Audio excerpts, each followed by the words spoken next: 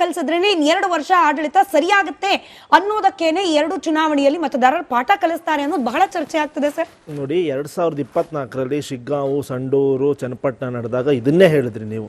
ಏನಾಯ್ತು result madam? ಏನಾಯ್ತು result Smita ಅವರೇ? ದಯವಿಟ್ಟು ಉತ್ತರ ಕೊಡಿ. ಏನಾಯ್ತು? 3 ಗೆದ್ದು ತೋರಿಸಿದೀವಿ. 3 ಗೆದ್ದು ತೋರಿಸಿ ನಾವು ರಾಜ್ಯಕ್ಕೆ ಏನು ಮಾಡ್ತಿದ್ದೀವಿ ಅಂತ ತೋರಿಸಿದ್ದೀವಿ. ಇವರ ಹಸಿ ಸುಳ್ಳುಗಳು ಜನರು ಬಯಲು ಮಾಡಿದ್ದಾರೆ. ಸೆಕೆಂಡು, ವೀರಣ್ಣ ಚರಂತಿಮಠ ಅವರು ಬಸವನಗೌಡ ಪಾಟೀಲ್ ಯತ್ನಾಳ್ನ ರಿಕ್ವೆಸ್ಟ್ ಮಾಡಿದ್ದಾರೆ ಅಂತ ಹೇಳ್ತಿದ್ರಿ ನೀವು. ಯಾಕೆ ಯಡಿಯೂರಪ್ಪನವ್ರನ್ನ ರಿಕ್ವೆಸ್ಟ್ ಮಾಡಲಿಲ್ಲ? ಯಾಕೆ ನೀವೇ ಒಂದು ವಾರ ಇಲ್ಲಿರಿ? ನೀವೇ ಒಂದು ವಾರ ಇದು ಪ್ರಹ್ಲಾದ್ ಜೋಶಿ ಅವರೇ ಒಂದು ವಾರ ಬಂದಿರಿ, ಇಲ್ಲ ವಿಜೇಂದ್ರ ಅವರೇ ಒಂದು ವಾರ ಬಂದಿರಿ. ಅವರಿಗೆ ಗೊತ್ತು ವಿಜೇಂದ್ರನ ಮೇಲೆ ನನಗೆ ನಂಬಿಕೆ ಇಲ್ಲ, ಯಡಿಯೂರಪ್ಪನ ಮೇಲೆ ನಂಬಿಕೆ ಇಲ್ಲ, ಹಾಗಾಗಿ ರಾಜ್ಯದ ಬಿಜೆಪಿ ನಾಯಕರ ಮೇಲೆ ನಂಬಿಕೆ ಇಲ್ಲ, ಯಾರನ್ನೋ ಒಬ್ರನ್ನ ಕರ್ಕೊಂಡ್ಬಂದು ನನ್ನ ಮಾನ ಮರ್ಯಾದೆ ಉಳಿಸ್ಕೊಳ್ಳೋಣ ಅಂತ.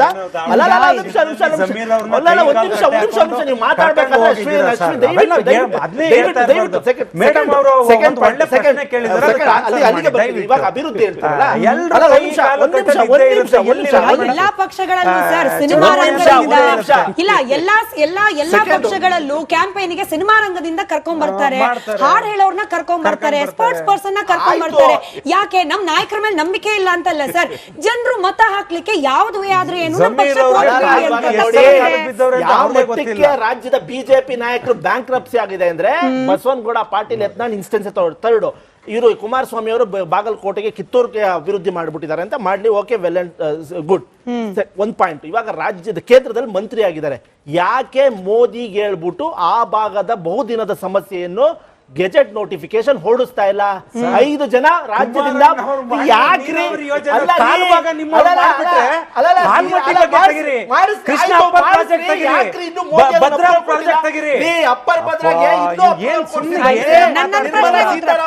ನನ್ನ ಪ್ರಶ್ನೆಗೆ ಉತ್ತರ ಕೊಡಿ.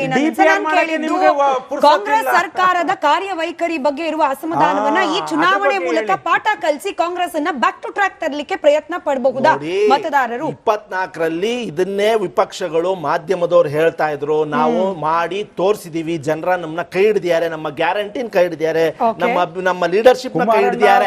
ಒಂದ್ ನಿಮಿಷ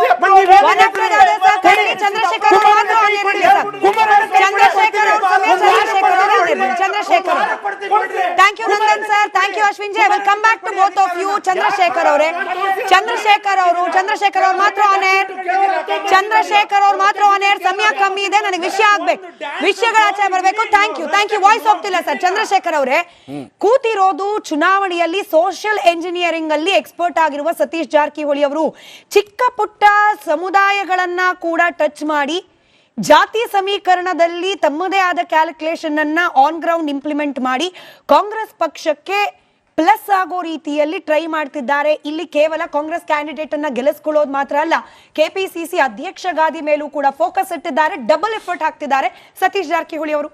ಅಲ್ಲ, ಕಾಂಗ್ರೆಸ್ ಯಾವ ಹತಾಶ ಅಥವಾ ದೈನ್ಯಸಿ ಸ್ಥಿತಿಗೆ ಬಂದ್ಬಿಟ್ಟಿದೆ ಅಂದರೆ, ಅವ್ರು ಮುಖ್ಯಮಂತ್ರಿಯಿಂದ ಇಟ್ಕೊಂಡು ಇಲ್ಲಿನ ವಕ್ತಾರವರೆಗೂ ನೋಡಿ, ಅವ್ರಿಗೆ ಮಾತಾಡಕ್ಕೆ ಬೇರೆ ಏನು ವಿಷಯ ಇಲ್ಲ. ಆಗಲೇ 700 ಕೋಟಿ ಕೊಟ್ಟಿದ್ದೀವಿ ಅಂದ್ರು, ಯಾವ್ದು ಕೊಟ್ಟಿದ್ದೀರಿ ಅದು ಖುಷಿ ಬಿಡಲ್ಲ. ಅವ್ರ ಯಾರನ್ನ ಕರ್ಕೊಂಡ್ಬಂದು ಕಾಂಗ್ರೆಸ್ ಅವರು ಮಾಡ್ತಾವ್ರಿ ಬಾಗಲಕೋಟೆ ಬಿಜೆಪಿಗೆ. ಯಾರು ಬೇಡ ಅಂತಾರೆ? ಯಾರು ಬರ್ಬೋದು, ದೊಡ್ಡವರನ್ನ ಬರ್ಬೋದು, ಸಣ್ಣವರನ್ನ ಬರ್ಬೋದು, ಯಾರು ಬಂದು ನಮಗೆ ಓಟ್ ಕೇಳಿದ್ರು ನಮಗೇನ್ ನಷ್ಟ ಆಗಿದೆ ಅದಕ್ಕೆ. ಆಮೇಲೆ ಯಾರು ವಿಜೇಂದ್ರ ಬಂದಿಲ್ಲ, ಯಡಿಯೂರಪ್ಪನವ್ರು ಬಂದಿಲ್ಲ ಅಂದ್ರೆ ಅದಕ್ಕೆ ಡಿಬೇಟ್ ಬರ್ಬೇಕಾದ್ರೆ ಸ್ವಲ್ಪ ಮಾಹಿತಿ ಇಟ್ಕೊಂಡ್ ಬರಬೇಕು, ಒಂಚೂರು ಪೇಪರ್ ಗೀಪರ್ ಓದೋದು ಕಲ್ತ್ಕೋಬೇಕು. ವಿಜಯೇಂದ್ರ ಅವರು ಅಲ್ಲಿ ಮನೆ ಪ್ರಚಾರವನ್ನ ಮಾಡಿದ್ರು, ಯಡಿಯೂರಪ್ಪನವರು ಹೋಗಿ ಅಲ್ಲಿ ಪ್ರಚಾರ ಮಾಡಿದ್ರು, ಎಲ್ಲಾ ನಾಯಕರುಗಳಲ್ಲಿ ಪ್ರಚಾರ ಮಾಡಿ ಬಂದ್ರು. ಹಾಗಾಗಿ ಆ ಕಾನ್ಫಿಡೆನ್ಸ್ ಮೇಲೆ ಹೇಳ್ತಾ ಇದ್ರಿ 15,000 ಓಟ್ಗಳಿಂದ ನಾವು ಗೆಲ್ತೇವೆ ಅಂತ ಹೇಳಿ. ಮತ್ತೊಂದು, ನೀವಾಗ್ಲೇನೆ ಯಾವ್ದು ಸತೀಶ್ ಜಾರಕಿಹೊಳಿ ಅವರ ವಿಚಾರದಲ್ಲಿ ಹೇಳಿದ್ರಿ. ಸತೀಶ್ ಜಾರಕಿಹೊಳಿ ಅವರು ಪಕ್ಕದ ಜಿಲ್ಲೆಯವರು ಇಲ್ಲಿಗೆ ಬರಬೇಕು ಅಂತ ಹೇಳಿದ್ರೆ, ಈ ಜಿಲ್ಲೆಯ ಉಸ್ತುವಾರಿ ಸಚಿವರಿದ್ರಲ್ಲ ದಲಿತರಾದ ಆರ್.ಬಿ. ತಿಮ್ಮಾಪುರ ಅವ್ರನ್ನೇ ತಗೊಂಡೋಗಿ ದೂರ ಇಟ್ಟಿದ್ದೀರಿ. ಹಾಗಾದ್ರೆ ಜಾರಕಿಹೊಳಿ ಯಾಕೆ ಬರ್ಬೇಕಾಗಿತ್ತು? ಈ ಎಲ್ಲ ಸೋಷಿಯಲ್ ಕಾಂಬಿನೇಷನ್ ಎಲ್ಲವನ್ನು ಕೂಡ ಲೋಕಸಭೆ ಚುನಾವಣೆಯಲ್ಲಿ ಮಾಡಿದ್ರು. ಯಾಕೆ ಮಣ್ಣು ಮುಕ್ಕಿದ್ರು ಅಲ್ಲಿ? ಸರಿ, ಯಾಕೆ ಮಣ್ಣು ಮುಕ್ಕಿದ್ರು ಹೇಳಿ? ಅದಾದ್ಮೇಲೆ ನಾನು 6,000 ಕೋಟಿ ಅಭಿವೃದ್ಧಿಯನ್ನ ಚರಂತಿ ಮೋಟರ್ ಮಾಡಿದ್ರು, ಇವರು 6,000 ಕೋಟಿ ಮಾಡಿದ್ರು. ಏನ್ ಗೊತ್ತಾ, ಅಬಕಾರಿ ಇಲಾಖೆಯಲ್ಲಿ ಇದೇ ತಿಮ್ಮಾಪುರ ಅವ್ರದ್ದು ಭ್ರಷ್ಟಾಚಾರ 6,000 ಕೋಟಿದ್ದು. ನಾವ್ ಹೇಳಿದಲ್ಲ, ಅವರ ಸರ್ಕಾರದ ಅಧಿಕಾರಿಗಳು ಹೇಳಿರೋದು 6,000 ಕೋಟಿ ಏನು ಅಬಕಾರಿ ಭ್ರಷ್ಟಾಚಾರ ಮಾಡಿದ್ದು RB ತಿಮ್ಮಾಪುರ, ಇದೇ ಬಾಗಲಕೋಟೆ ಉಸ್ತುವಾರಿ ಸಚಿವರು. ಇದು ಅವರ ಪ್ರಶ್ನೆ. ಚಿತ್ತಾಲೆ ಸರ್, ಬಾಗಲಕೋಟೆ ಮತದಾರರು ಈ ಜಾತಿ ಸಮೀಕರಣದ ವಿಚಾರದಲ್ಲಿ ಅವ್ರ ಪ್ಯಾಟರ್ನ್ ಏನು ಅನ್ನೋದ್ರ ಬಗ್ಗೆ ಕ್ವಿಕ್ ಅಪ್ಡೇಟ್ ಬೇಕು ಸರ್. ಒಂದ್ ಕಡೆ ಲಿಂಗಾಯತ ಸಮುದಾಯ, ಮತ್ತೊಂದ್ ಕಡೆಯಲ್ಲಿ ಕುರುಬ ಹಾಗೆ ಹಿಂದುಳಿದ ಇತರೆ ಸಮುದಾಯಗಳ ವೋಟ್ ಪ್ಯಾಟರ್ನ್. ಸೊ ಈ ಜಾತಿ ಸಮೀಕರಣದ ಲೆಕ್ಕಾಚಾರದಲ್ಲಿ ಯಾವ ಪಕ್ಷಕ್ಕೆ ಮುನ್ನಡೆ ಆಗ್ಬೋದು ಅಥವಾ ಪ್ಲಸ್ ಪಾಯಿಂಟ್ ಇದೆ ಅಂತ ಹೇಳಿ?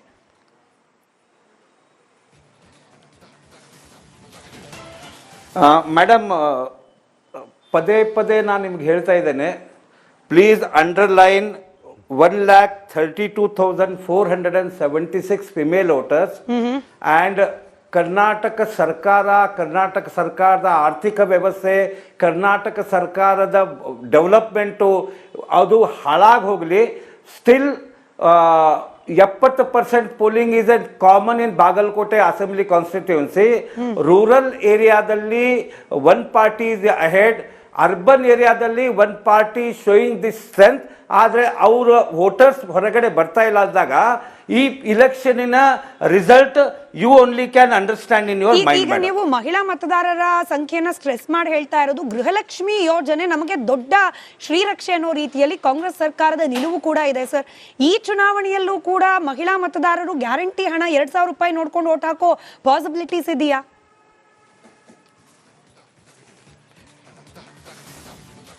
ಕರ್ನಾಟಕ ಸರ್ಕಾರದ ಟ್ರೆಜರಿ ಏನೂ ಆಗಲಿ ಮೇಡಮ್, ಕರ್ನಾಟಕ ಸರ್ಕಾರದ ಜನರು ಎಷ್ಟಕ್ಕೆ ಕಷ್ಟಪಡಲಿ. ಆದರೆ ಇದು ಏನು ಸ್ಟಾರ್ಟ್ ಆಗಿದೆ, ಆ ನಂತರ 20-25 ವರ್ಷದ ಮುಂಚೆ ನಾನು ಯಾವಾಗ ಸಮೀಕ್ಷೆ ಮಾಡ್ತಿದ್ದೆ, ಪೇಪರ್ನಲ್ಲೇ ಬರೀತಿದ್ದೆ, ಈಗೇನು per voter this money notes ಇದೇನು ಸ್ಟಾರ್ಟ್ ಆಗಿದೆ ಅಲ್ಲ ಸಿಸ್ಟಮ್ ಕರ್ನಾಟಕದಲ್ಲಿ, it is very very pathetic madam. ಇಷ್ಟೆಲ್ಲ ಗ್ಯಾರಂಟಿ ಕೊಟ್ಟು ಇಷ್ಟೆಲ್ಲ ಕೊಟ್ಟು ಕೂಡ at the end of the day ಕೇವಲ ಕರ್ನಾಟಕದ ಗ್ಯಾರಂಟಿ ಅಂತ ಮಾತ್ರ ಹೇಳ್ತಿಲ್ಲ. ಇದೇ ಇದೆಯಲ್ಲ, ಇದು ಬಿಹಾರದಲ್ಲಿ, ಮಧ್ಯಪ್ರದೇಶದಲ್ಲಿ, ಅಸ್ಸಾಮಲ್ಲಿ ಕೊಟ್ಟಿರೋ ತಮಗೆ ಮಾಹಿತಿ ಇದೆಯೋ ಇಲ್ವೋ ಗೊತ್ತಿಲ್ಲ. ಸ್ವಲ್ಪ ರಿಸರ್ಚ್ ಮಾಡ್ಬಿಟ್ಟು ಅದನ್ನು ಹೇಳಿ. ಸ್ವಲ್ಪ ಬಿಜೆಪಿ ಅವರು ಕೊಟ್ಟಿಲ್ವಾ? ಬಿಜೆಪಿ ಅವರು ಸ್ವಾಮಿ, ನಾನು ಈ ಪಾರ್ಟಿ ಆ ಪಾರ್ಟಿ ಅಂತ ಹೇಳ್ತಾ ಇಲ್ಲ.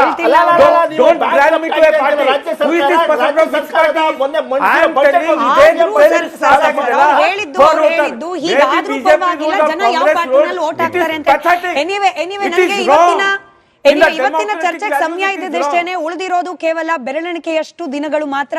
ಎರಡೂ ಪಕ್ಷಗಳಿಗೆ ಆನ್ ಗ್ರೌಂಡ್ ಈಗ ಸದ್ಯದ ಮಟ್ಟಿಗೆ ಸಮಬಲದ ಹೋರಾಟ ಅನ್ನೋ ರೀತಿಯಲ್ಲೇ ಚಿತ್ರಣ ಇರೋದ್ರಿಂದ ಮೋಹನ್ ಚಿತ್ತಲೆ ಸರ್ ಹೇಳ್ದ ಹಾಗೆ ಹಿಂದಿನ ದಿನ ರಾತ್ರಿ ಯಾವ ಪಕ್ಷ ಏನ್ ಕರಾಮತ್ತು ಮಾಡುತ್ತೆ ಅನ್ನೋದ್ರ ಆಧಾರದ ಮೇಲೆ ಅಟ್ಲೀಸ್ಟ್ ಈ ಬಾರಿ ಚುನಾವಣಾ ಫಲಿತಾಂಶ ನಿರ್ಧಾರ ಆಗದೆ ಇರೋ ರೀತಿಯಲ್ಲಿ ಬಾಗಲಕೋಟೆಯ ಮತದಾರರು ಪ್ರಜ್ಞಾವಂತರಾಗಿ ತಮ್ಮ ಭವಿಷ್ಯದ ದಿನಗಳನ್ನ ಜ್ಞಾಪಕದಲ್ಲಿ ಇಟ್ಕೊಂಡು ವೋಟ್ ಹಾಕಲಿ ಅಂತ ಆಶಿಸ್ತಾ ಚರ್ಚೆ ಮುಗಿಸ್ತಾ ಇದ್ದೀನಿ. ಧನ್ಯವಾದ ಎಲ್ರಿಗೂ ಕೂಡ ಚರ್ಚೆಯಲ್ಲಿ ಭಾಗಿಯಾಗಿದ್ದಕ್ಕೆ. ನೋಡ್ತಾ ಇರಿ ರಿಪಬ್ಲಿಕ್ ಕನ್ನಡ, ಇದು ನಿಮ್ಮ ಧ್ವನಿ.